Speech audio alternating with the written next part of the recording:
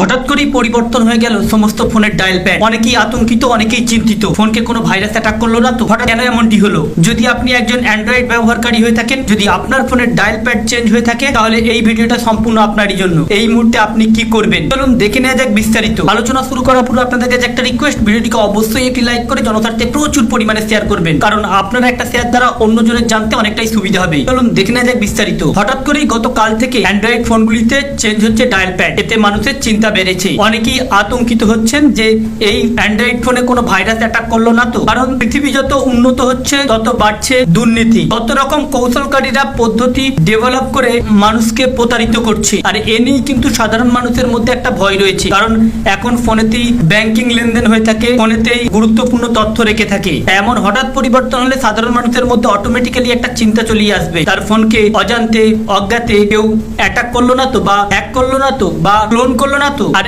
এই dial pad পরিবর্তন হতেই এমন চিন্তা বেড়েছে সাধারণ মানুষের মধ্যেই। তবে এই ডায়াল প্যাডটি, নতুন যে ডায়াল প্যাড এসেছে, সেখানে এই রূপটি দেখাচ্ছে। এখানে দেখুন পূর্বের তুলনায় সম্পূর্ণ পরিবর্তন হয়েছে। এই মুহূর্তে আপনি কি করবেন? এখানে বলা হচ্ছে অনেক সময় অ্যান্ড্রয়েড স্মার্টফোন ব্যবহারকারী হঠাৎই তাদের ফোনের প্যাড বা কালার স্ক্রিন বদলে যেতে দেখছে গত দুদিন ধরে। পরিচিত সবুজ রঙের ডায়াল প্যাডের জায়গায় গুগল ফোন বা অ্যাপের নতুন একটি ইন্টারফেস চলে আসছে, তাতে বিভ্রান্ত হচ্ছে অনেকেই আবার সমস্যা বোধ করছেন। এই পরিবর্তনটি আসলে কোনো ত্রুটির কারণ নয়, বা এই পরিবর্তন যদি আপনার হয়ে থাকে আতঙ্কিত হবার কোনো দরকারই নেই। এটা কোনো ভাইরাস অ্যাটাক করেনি। এটি মূলত গুগল তাদের ডিফল্ট ফোন যে অ্যাপ্লিকেশন রয়েছে, আপনার যে ফোন অ্যাপ্লিকেশনটি রয়েছে, সেটি গুগল অটোমেটিক্যালি বা স্বয়ংক্রিয়ভাবে আপডেট করেছে, যার ফলে নতুন এই ইন্টারফেস দেখাচ্ছে। যদি এই আপডেটটিতে আপনার অসুবিধা হয়ে থাকে, তাহলে কিন্তু আপনি নিজে থেকেই আবার পূর্বের অবস্থায় ফিরে যেতে পারেন, অর্থাৎ আগে যে ডায়াল প্যাড ছিল সেই ডায়াল প্যাডটি করতে পারেন। এর জন্য সবার প্রথমে আপনাকে আপনার গুগল যে ফোন রয়েছে বা ফোনের যে লোগোটি রয়েছে, ওই ফোনের চাপ দিয়ে থাকতে হবে।